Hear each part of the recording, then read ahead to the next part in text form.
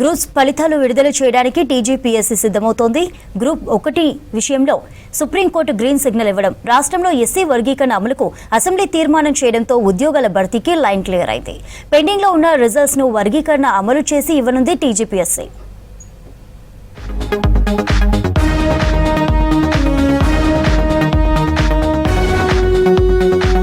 Telangana public service commission TGPSC pending ఫలితాలు విడుదల చేయడానికి సిద్ధమైంది.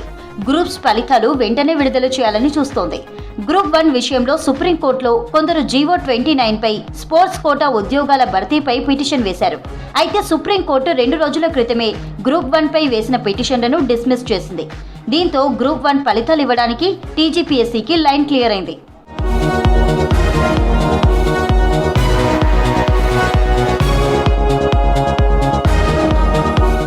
గ్రూప్ 2, 3 రిజల్ట్ ఈ నెలాఖరులోగా ఇచ్చేందుకు ఏర్పాట్లు చేస్తున్నారు అధికారులు.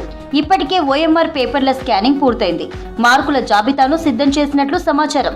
అయితే గ్రూప్స్ ఉద్యోగాల భర్తీలో ఎస్సీ వర్గీకరణ అమలు చేస్తామని ఇప్పటికే సీఎం రేవంత్ రెడ్డి గత అసెంబ్లీ సమావేశంలో ప్రకటన చేశారు.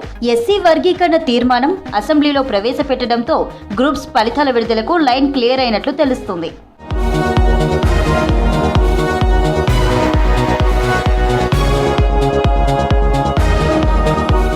రాష్ట్రంలో ఎస్సీ కులాలను 3 గ్రూపులుగా విభజించింది రాష్ట్ర సర్కార్. గ్రూప్ 1లో కులాల సంఖ్య 15, రిజర్వేషన్ శాతం 1. గ్రూప్ 2లో కులాల సంఖ్య 18, రిజర్వేషన్ శాతం 9.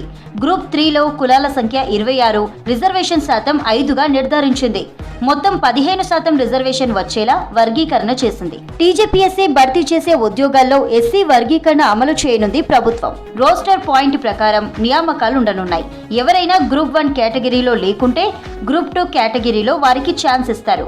గ్రూప్ 2లో కూడా లేకుంటే గ్రూప్ 3 కేటగిరీలో వారిని ఎంపిక చేస్తారు.